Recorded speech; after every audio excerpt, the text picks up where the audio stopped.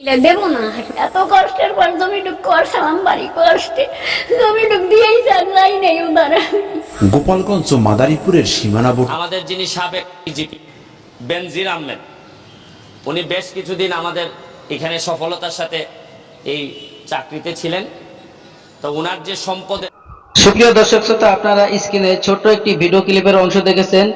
আমাদের একটি মুরব্বী তিনি বলতেছেন, বেনজির আহমেদ আমার অর্থ সম্পদ, আমার এত কষ্ট করে জায়গা কিনেছিলাম সেই জায়গা দখল করে নিয়ে গেছে অল্প কিছু টাকা দিয়ে। প্রিয় দর্শক, এরকমের শয় শয় লোকের জমি জায়গা অর্থ বসত সম্পদ এই বেনজির আহমেদ নিয়ে গেছে ক্ষমতার বলে, স্থানীয় প্রভাবশালীদের ক্ষমতার দাপটে। প্রিয় দর্শক, এই বেনজির আহমেদ যখন ক্ষমতায় ছিল, সে সাবেক পুলিশ কর্মকর্তা ছিল, তার ভয়ে কেউ কিছু বলতো না। প্রিয় দর্শক, আপনারা ইতিমধ্যে দেখতে পাচ্ছেন আমাদের ব্যারিস্টার সুমন ভাই, তার বিরুদ্ধে একটি মামলা উঠেছে এবং শয় শয় কোটি টাকার মামলা তার বিরুদ্ধে দুদক তুলে ধরছে। তো চলুন আমরা সেই ভিডিওটি দেখে আসি।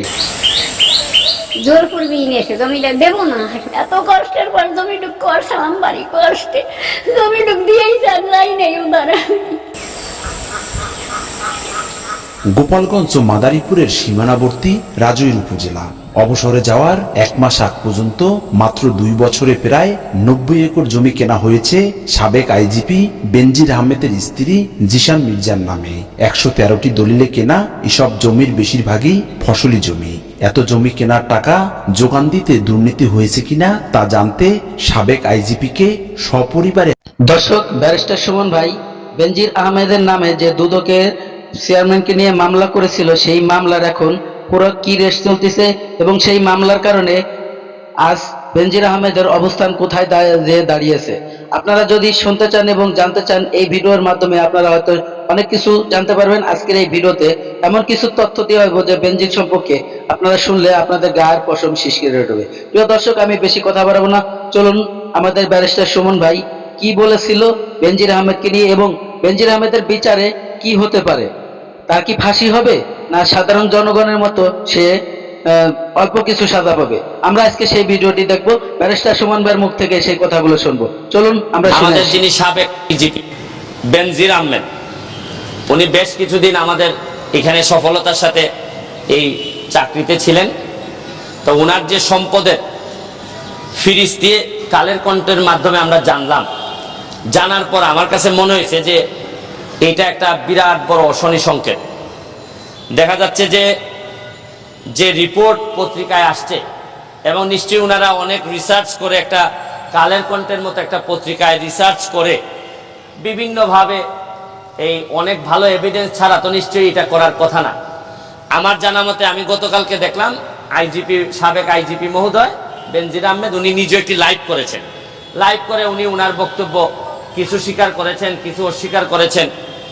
এখন প্রশ্ন হচ্ছে কি, যে একজন আইজিপির 34 বছরের জীবনে যে বেতন হয়, বেতনে প্রায় 1,74,00,000 টাকা হয়, 1.25 কোটির মতো।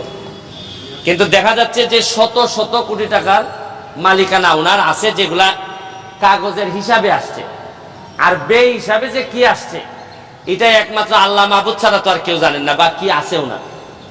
এখন দেখা যাচ্ছে ওনার মেয়ে এবং ওনার ওয়াইফ দুইজনেরই কোনো ইনকামের কোনো লাইনই ছিল না, বা এরা তো ইনকামও করে না। তারপরও 6টা কোম্পানি থেকে শুরু করে কোটি কোটি টাকার সম্পদ উনি বানাইছেন। এবং মজার বিষয় হচ্ছে কি, গোপালগঞ্জের মতো জায়গায় 600 বিঘা, 800 বিঘা আরো পাশে কত হয়, 800 1400 বিঘা। তা আর কিছুদিন সময় পাইলে তো গোপালগঞ্জই কিনে ফেলতেন মনে হয় উনি। তা আমাদের সবাইকে আল্লাহ বাঁচাইছে যে বেশি দিন সময় পান নাই। আমি দেখা যাচ্ছে যে উনি বৈধ বা অবৈধ পরে যে সম্পদ বানাইছেন, আর কিছুদিন হইলে হয়তো উনার জমির উপর দিয়ে আমাদের বঙ্গবন্ধুর মাজারে যাওয়া লাগতো। তো এত সম্পদ, আপনার শত শত কোটি টাকা দিয়ে কেউ কথা বলবে না।